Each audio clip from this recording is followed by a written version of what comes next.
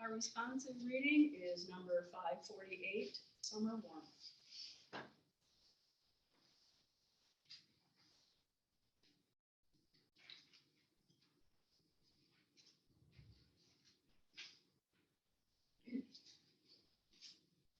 We stand at the edge of summer. The sun has at last warmed us enough that we begin to trust in its presence. The last burst of spring blossoms, lavender and white and deep pink banks of rhododendron are giving way to summer peonies and roses. O source of different seasons. Of earth, of life, of promise gradually becoming fulfillment. May the people find a lightning of the earth with the brightness.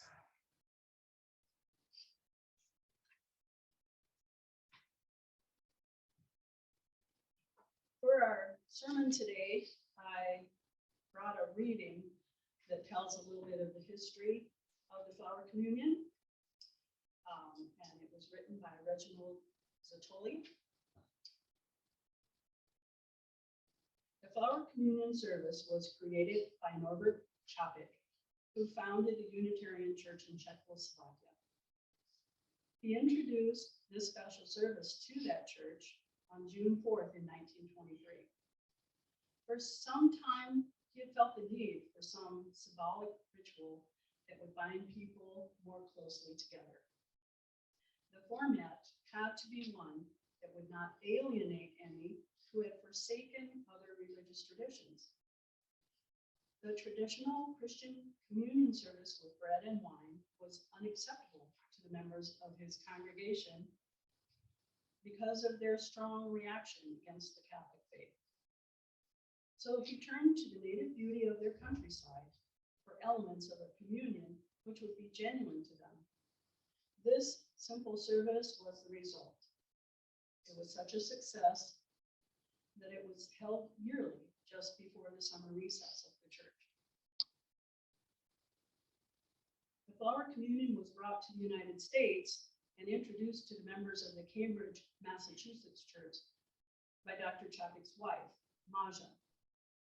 The Czech-born Maja had met Norbert Chapik in New York City while he was studying for his PhD. It was at her urging that Norbert left the Baptist ministry and turned to Unitarianism. The Chapiks returned to Czechoslovakia in 1921 and established a dynamic liberal church in Prague. Maja Chapik was ordained in 1926. In 1940, during her tour of the US, Maja introduced the Flower Communion,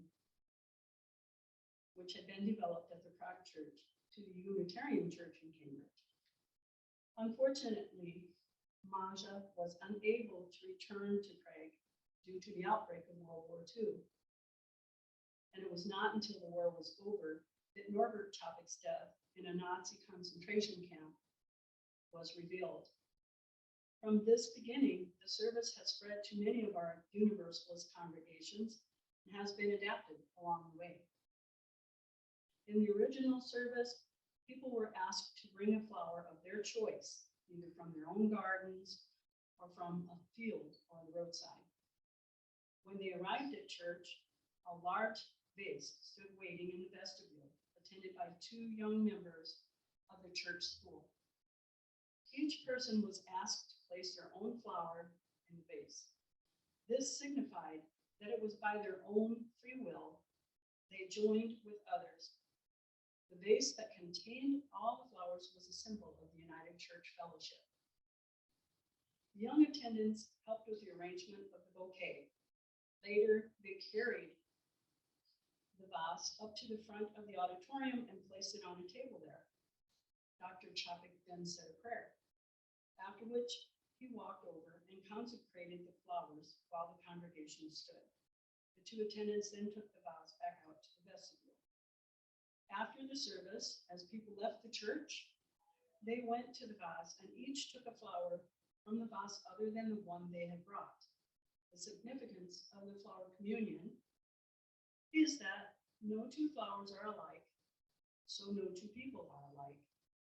Yet, each has a contribution to make. Together, the different flowers form a beautiful bouquet. Our common bouquet would not be the same without the unique addition of each individual flower. And thus it is with our church community. It would not be the same without each and every one of us. Thus, this service is a statement of our community.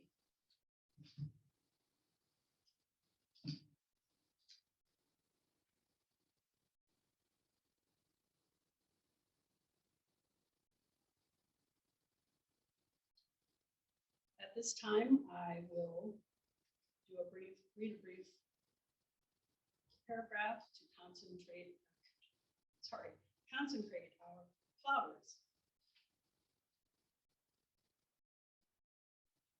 Infinite Spirit of life, we ask your blessing on these, your messengers of fellowship and love. May they remind us, amid diversities of knowledge and gifts, to be one in desire and affection and devotion to your holy will. May they also remind us of the value of comradeship, of doing and sharing alike. May we cherish friendship as one of your most precious gifts. May we not let awareness of one another's talents discourage us or sully our relationship, but may we realize that whatever we can do, great or small, the efforts of all of us are needed to do your work in this world. At this time, I'm going to ask you each to come up and take a flower other than the one you brought from the vase to take home with you. And as you do so, I will have a reading. It is time now. You can come ahead and it is time now for us to share in the flower community.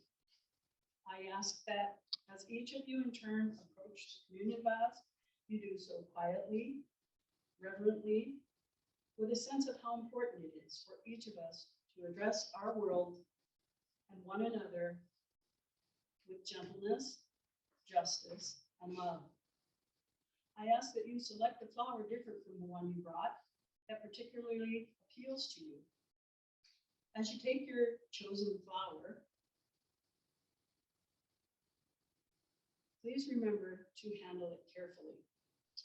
It is a gift that someone else has brought to you. It represents that person's unique humanity and therefore deserves your kindest touch. Let us share quietly in this Unitarian universalist ritual of oneness and love.